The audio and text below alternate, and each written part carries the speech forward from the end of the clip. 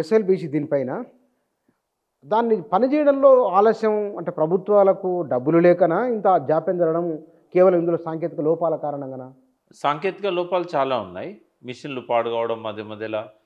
దాని మీద మనకు విడిభాగాలు ఇక్కడ దొరకకపోవడం, మళ్ళీ టెక్నీషియన్స్ కూడా వేరే దేశాల నుంచి రావడము, ఇట్లాంటి కొన్ని కారణాలున్నాయి. లోపల సాంకేతిక కారణాల వల్ల కూడా కొన్నిసార్లు ఇట్లాంటి ప్రమాదాలు జరగడం కూడా ఇది మొదటి ప్రమాదం కాదు, చివరి ప్రమాదం కూడా కాదు. ఇట్లాంటివి కూడా అందులో జరిగినాయి టన్నెల్స్. 2 సార్లు అయితే అసలు యంత్రాలే పనికి రాలేదు కూడా. ఓకే. అంటే ఇక అది మన కమిషన్ కావడానికి ఒక 10 ఏళ్ళు పడుతుంది. ఒక 4, 5 ఏళ్ళు పడుతుంది. అంటే 3 ఏళ్ళు జాప్యం ఉండే. ఇప్పుడు దీనివల్ల ఇంకొక 1 ఇయర్ పోతుంది. 4 ఏళ్ళు. 4 ఏళ్ళ తర్వాత మనకు ఆ వాటర్ అక్కంపల్లికి వస్తాయి. చూడాలి తర్వాత ఇంకా తర్వాత ఏం జరుగుతుందో తెలియదు. యాహ్! అక్కడ 7 కిలోమీటర్లు కానీ నల్గొండ వల్ల గ్రావిటీతో నీళ్ళు వస్తాయి. ఒకవేళ ఇది పూర్తయితే. ఈ ఎస్ఎల్బీసీ పంపులు అవసరం ఉండవు. కరెంటు ఖర్చు ఉండదు, కరెంట్ ఖర్చు ఉండదు. నీళ్ళు ఆ. అదనంగా 3 లక్షలు. ఇదే నెట్వర్క్ ఇప్పుడు ఎస్ఎల్బీసీ కింద సాగే ఆయకట్టు ఏదైతే ఉన్నదో అదంతా కూడా గ్రావిటీతో పడుతుంది. పుష్కలంగా నీళ్ళు, పుష్కలంగా. ఏ ఇబ్బంది లేకుండా ఉంటుంది. శ్రీశైలం నుంచి డైరెక్ట్ కదా. డైరెక్ట్ కాకపోతే దీనిలో ఒక సమస్య ఉన్నది. అవి నికర జలాలు కాదు, ఫ్లడ్ అది వాటర్. కూడా వరద జలాలే. కాకపోతే వరద జలాల పేరుతోనే తెలుగు గంగ ఇవన్నీ ఎట్లా తీసుకుపోతానో ఇటు అట్లా ఈ లోపల బ్రజేష్ కుమార్ ట్రిబ్యునల్ కనుక మనకు తీర్పు ఇచ్చినట్టయితే అందులో మనకు ఇంకో 100-150 టీఎంసీలు కనుక ఎక్కువ వస్తే ఆ నీళ్లు డెఫినెట్గా మనం 575 టీఎంసీలు అడుగుతున్నాము. కనీసం 475 అన్న వాళ్ళు ఇచ్చిండ్రు అనుకో, 100 తగ్గించి, అప్పుడు ఇవన్నిటికి సరిపోని వాటర్ వస్తుంది. కల్వకుర్తి, నెట్టంపాడు, భీమాకు ఉన్నాయి assured water. Kalwakurthy, Nettampadu, Koil Sagar, SLBC, ఇప్పుడు పాలమూరు రంగారెడ్డి 5 ప్రాజెక్టులకు కూడా మనము అలొకేషన్ నుంచి తెచ్చుకోవాలి. తర్వాత నాగార్జున సార్ లెఫ్ట్ కెనాల్కు మనకు కేటాయించిన వాటర్ కూడా పూర్తిగా వాడుకోవట్లేదు. దాన్ని మనము 6000 టీఎంసీకి 6000 ఎకరాలకు 1 టీఎంసీ కాకుండా దాన్ని 10,000 ఎకరాలకు 1 టీఎంసీ లాగా వాడుకున్నట్టయితే అందులో కూడా కొంత సేవింగ్ ఉంటుంది మనకు. నాగార్జున సార్ లెఫ్ట్ కెనాల్ వల్ల మనకు 132 రావాలి, 106 నికరం చేశారు. లాస్ట్కు మనకి 80-90 టీఎంసీలు కూడా ఇస్తలేరు. 106 మీద మనకు రైట్ ఉంది ఇప్పటికీ.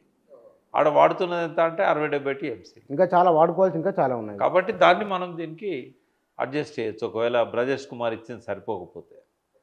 చూద్దాం సార్ అది. కానీ ఈ మధ్య నేను మళ్ళీ మీరు టీఆర్ఎస్ మీటింగ్లో మీరు ఉన్న ఫోటో చూసిన నేను కేసీఆర్ మాట్లాడిన మాటలు దగ్గర నుంచి మిమ్మల్ని ప్రత్యేకంగా ఆహ్వానించినట్టు కూడా అంటే నేను ఆయనకు 1 ఇయర్ నుంచి పోలేదు నేను. కేసీఆర్ గారు వారు పిలిచినప్పుడే పోదామని చెప్పి అనుకున్నా. మధ్యలో ఒకసారి ఫోన్ చేశారు, అదే మన పీసీ గోస్ట్ కమిషన్ ముందు ఆధారైనప్పుడు రమ్మని చెప్పి ఆయన అడిగాడు. రమ్మన్నాడు కానీ ఆయన రమ్మన్న టైంలో నాకు కుదరలేదు. ఇక సందర్భం వచ్చింది కాబట్టి ఫిబ్రవరి 17 నాడు విషయం చెప్పడానికి పోయినా నేను. ఒక ఎంపీ గారు పోతూ రారాదన్నా అంటే ఎంబడి పోయినా నేను. పోతే ఆయన కాసేపు మాట్లాడదాం కూర్చోమని చెప్పి ఇన్విటేషన్ వచ్చింది కదా మీటింగ్ అన్నాడు. వచ్చిందన్న, తప్పకుండా రండి అని అన్నాడు. అన్నాక సరే ఆయన పిలిచాడు కాబట్టి పోయినా. నేనేం కండ వేసుకోలే, నేను అక్కడ పెద్దగా నేనేం మాట్లాడలేదు కూడా. కండ వేసుకోవాలి, పార్టీ వేదికే కదా. పార్టీ వేదికే, బట్ మొదటి నుంచి ఉన్నా కాబట్టి ఒక వ్యవస్థాపక సభ్యునిగా పోయినా నేను. ఆయన పెద్ద ఆయన ఇన్వైట్ చేసినప్పుడు మనం నో చెప్పకూడదు అనే దాంతో ఒక అబ్జర్వర్గా పోయినా. అడిగారు కూడా, మీరు మాట్లాడదలుచుకుంటే ఎవరైనా మాట్లాడవచ్చు అని ఆఫర్ ఇచ్చారు కానీ నేను మాట్లాడలేదు. కొన్ని సజెషన్స్ లెటర్ రూపంలో రాసి ఇచ్చాను. అంటే ఈ రజతోత్సవం కదా ఇది, టీఆర్ఎస్ ఏర్పడ్డ తర్వాత 25th ఇయర్ కాబట్టి ఏం చేస్తే బాగుంటుంది అనే దాని మీద సలహాలు అడిగారు. అయితే నేను పేపర్ మీద రాసిచ్చాను. కానీ మళ్ళీ ఒకసారి ఒక కొత్త ఉత్సాహాన్ని క్యాడర్ లోపల ఈ సభ నింపిందని నాకు అనిపించింది. ఇంకో కొత్తగా అంటే కొన్నిసార్లు మాట్లాడిచ్చేవాడు వచ్చిన వాళ్ళతో, బట్ ఈసారి మాత్రం ఎక్కువ మందితో మాట్లాడిచ్చారు. ఒక 25 మంది 28 మంది మాట్లాడారు. అందులో దాసో శ్రావణ్ దగ్గర నుంచి చాలామంది ముఖ్యులు మాట్లాడారు. బట్ మామూలు కార్యకర్తలు కూడా మాట్లాడారు. ఓపెన్ ఇన్విటేషన్ ఇచ్చాడు, ఎవరు చేయొచ్చో వాళ్ళు మాట్లాడవచ్చు అని. ఓపెన్గా మనసులో మాట చెప్పొచ్చా? ఓపెన్. అలా 2 మంత్రులు, మాజీ మంత్రులు 2 మాట్లాడారు, శ్రీనివాస్ యాదవ్, శ్రీనివాస్ గౌడ్. తర్వాత చాలామంది సభకు వచ్చిన వాళ్ళు మాట్లాడారు, కార్యకర్తలు కూడా, మామూలు కార్యకర్తలు కూడా మాట్లాడారు. సో అన్న నుంచి కొన్ని సజెషన్ తీసుకున్నాడు. మేము ఇచ్చిన వాటి నుంచి కొన్ని, ఒక కమిటీ ఏర్పాటు చేద్దాం ఈ రజతోత్సవాల కోసం ఎట్లా నడపాలనేది. తర్వాత రాబోయే రోజుల్లో ఒక 1 ఏడాది కాలం పాటు ఈ రజతోత్సవ సంరంభం అనేది ఒక 1 ఏడాది కాలం పాటు జరగాలి, దానికి కూడా మీరు ఏమైనా సూచనలు చేయండి అని అన్నాడు. బట్ తర్వాత ఆ థింక్ ట్యాంక్ ఏదైతే ఏర్పాటు చేస్తామని అన్నారో టంకసాల అశోక్ను అడిగాడు, మీరు కొద్దిగా టైం ఇవ్వండి చేయాలని. అట్లనే దేశపతి శ్రీనివాస్ని అడిగాడు. సో ఇంకెవరెవరిని వాళ్ళు తీసుకుంటారో మనకు తెలియదు.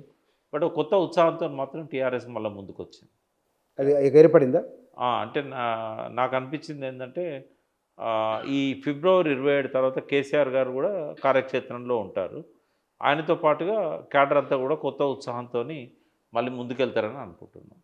మీరు ఆయనతో మాట్లాడింది కదా, పూర్వం ఉన్న కాన్ఫిడెన్స్ ఉన్నదా కనబాయన? అంటే మొన్న మీటింగ్లో ఆయన ఒక 2 అవర్స్ మాట్లాడాడు. 2 గంటల సేపు ఆయన ఉపన్యాసం నడిచింది. అంటే మొదటి నుంచి తెలంగాణ ఎట్లుండే అనేది గుర్తు చేశాడు. నిజాం కాలంలో అప్పుడు రజాకార్ల దాడులు కావచ్చు, లేకుంటే నిజాం పాలనలో జరిగిన కొన్ని దుష్కృత్యాలు కావచ్చు, ఆనాటి పరిస్థితులు ఎట్లుండేది. తర్వాత బూరుగుల రామకృష్ణారావు పీరియడ్లో ఆయన ఒక ప్రయత్నం చేశాడు ప్రాజెక్టులు కట్టడానికి, ఎట్లా మనకు అడ్డంకులు వచ్చాయి. తర్వాత నీలం సంజయ్ రెడ్డి వచ్చిన తర్వాత మనకి ఎట్లా ఈ సమైక్య రాష్ట్రంలో మనం బోల్తా పడ్డాము, ఇన్ని రకాల నష్టాలు ఎట్లా జరిగినాయి, ఒక్కొక్కటి చెప్పుకుంటూ వచ్చి ఫైనల్గా ఏమన్నాడంటే ఎట్లున్న తెలంగాణను మనం ఎట్లా చేసినాం, ఎక్కడనో అట్టడుగున ఉన్నదాన్ని ఇవాళ దేశంలోనే గర్వపడే విధంగా తెలంగాణను తలమానికంగా చేశాము. ఆ పరిస్థితిని మళ్ళీ మనం ప్రజలకు చెప్పి ఇప్పుడు మళ్ళీ వెనక్కిపోతున్నది తెలంగాణ. ఇప్పుడు ఈ ప్రభుత్వం వచ్చిన తర్వాత వాళ్ళకి దీని మీద అవగాహన లేదు. దాన్ని డబ్బులు ఎట్లా తెచ్చుకోవాలనో తెలియదు, ఎట్లా ఖర్చు పెట్టాలనో తెలియదు. ఈ అలవిగాని స్కీములు పెట్టి అందరినీ కూడా ఆశల్లో ముంచి ఇవాళ నిరాశకు గురి చేస్తున్నారు.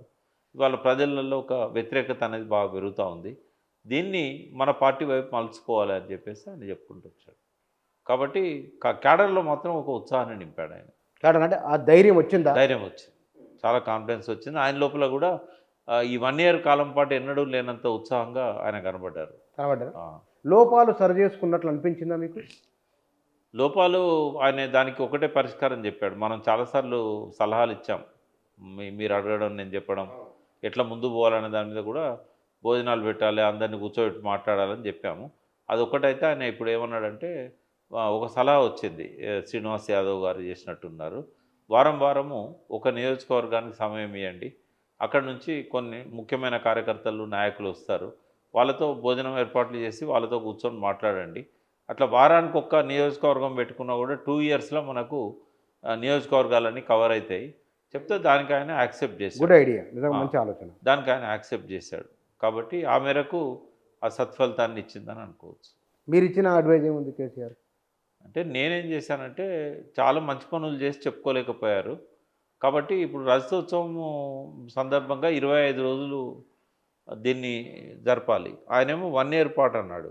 నేనేమన్నా అంటే ఇప్పుడు ఏప్రిల్ 27 కదా, ఈ టైం ఉంది కాబట్టి మార్చి మొత్తం ఉన్నది, ఏప్రిల్ ఉన్నది కాబట్టి 25 డేస్ 25 అంశాల మీద ఫోకస్ చేయమని చెప్పాను. ఒక్కొక్క అంశం, ఓ రోజు నీటిపారుదల, ఓ రోజు విద్యుత్ శక్తి, ఇట్లా ఒక్కొక్క అంశం మీద, ఓ రోజు పరిశ్రమలు, ఓ రోజు ఉద్యోగాలు నిరుద్యోగాలు, ఇట్లాంటివి. సో 25 రోజులు 25 అంశాల మీద. అదివరకు ఎట్లుండే టీఆర్ఎస్ రాకముందు, టీఆర్ఎస్ కాలంలో ఏం చేశారు, ఇప్పుడు ఈ సంవత్సర కాలంలో అందులో ప్రోగ్రెస్ ఎట్లున్నది, ఇట్లా అవన్నిటి మీద ఒక బుక్లెట్స్, ప్రతి ఒక్క దాని మీద ఒక బుక్లెట్. అప్పుడు మనం అర్థం చేయించలేకపోయినాం ప్రజలకు ఎలక్షన్స్ అప్పుడు, ఇప్పుడన్నా చెప్పుకోండి అని నేను చెప్పాను. అది దాని గురించి ఏమన్నా ప్రస్తావించారు? ఈ మీటింగ్లో కమిటీ పెట్టుకొని కమిటీలో మనం డిస్కస్ చేద్దామని అంటారు. ఎందుకంటే నాతో పాటు చాలామంది సలహాలు ఇచ్చారు కదా, వీటన్నిటిని కూడా డిస్కస్ చేసి ఏది వైబుల్, ఎట్లా చేద్దామనేది మాట్లాడదాం.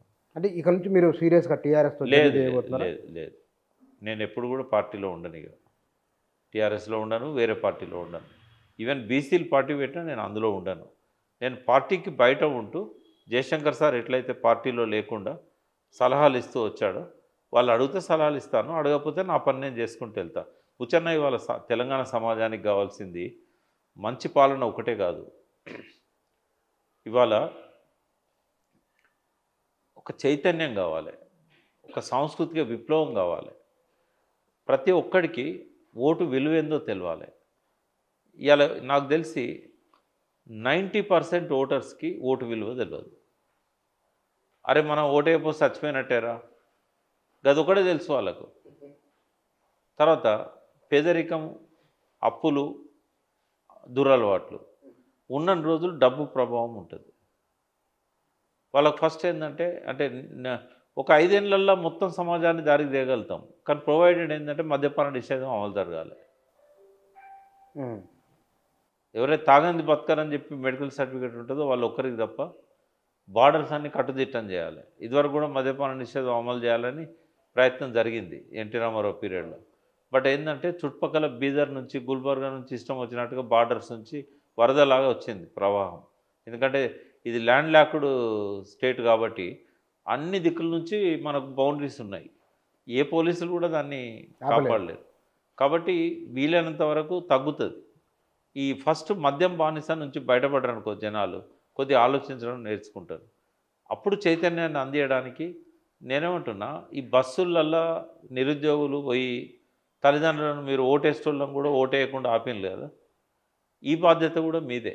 అయితే ఇప్పుడు ఎట్లయితే నిరుద్యోగులు ఊర్లలో పోయి క్యాంపెయిన్ చేశారో అట్లా ఎన్జిఓలు కానీ నిజంగానే రాజకీయ చైతన్యాన్ని ఇవ్వాలనుకున్న పొలిటికల్ పార్టీలు కానీ ఫస్ట్ ఆ ప్రజలందరికీ ఓటు విలువైంది, మనం ఓట్లేసి గెలిపించడం వల్ల మనం కట్టిన పన్నుల డబ్బంతా ఎట్లా పోతుంది, ఎడిపోతుంది, అవినీతి ఎట్లా జరుగుతుంది, దుర్వినియోగం ఎట్లయితే ఉన్నది, ఇంకోటి ప్రణాళికలు ఎవరు వేయాలి, ప్రతి ఊర్లో రచ్చబండ దగ్గర ప్రణాళికలు వేయాలి, ఆ ఊరికి ఎన్ని నిధులు కావాలనో వాళ్ళు డిసైడ్ చేయాలి. అదంతా కూడా స్టేట్ బడ్జెట్ ఫ్రేమ్ చేసేటప్పుడు పరిగణనలోకి తీసుకోవాలి, సెంట్రల్ బడ్జెట్ ఫ్రేమ్ చేసేటప్పుడు పరిగణనలోకి తీసుకోవాలి. ఈ చైతన్యాన్ని మనం గ్రామాన నింపగలిగినట్టయితేనే ఈ భారతదేశం బాగుంటుంది, తెలంగాణ బాగుంటుంది. ఆ రోజు ఏదైతే నెహ్రూ లాంటి వాళ్ళు పల్లెలే దేశానికి పట్టుకొమ్మలన్నారో, ఈ భవిష్యత్తు అంతా యువతది అన్నారో, ఆ మార్గంలో యువత కనుక నడిచినప్పుడే అది దారికి వస్తుంది. అట్లాంటి పనులు చేయడానికి ఇంకా చాలామంది నాలాంటి వాళ్ళు కావాలి. రెండవది బతకాలి కదా, ఎవడైనా బతకడానికి హెల్త్ అవేర్నెస్ కూడా బాగా కావాలి. ఒకటి మైండ్ను ప్యూరిఫై చేయాలి, రెండోది శరీరాన్ని ప్యూరిఫై చేసుకోవాలి. ఇది ఎవరో బయట నుంచి చెప్తే అయ్యేది కాదు, ఎవరో వస్తారని ఏదో చేస్తారని ఎదురు చూసే పరిస్థితులు కూడా లేవు.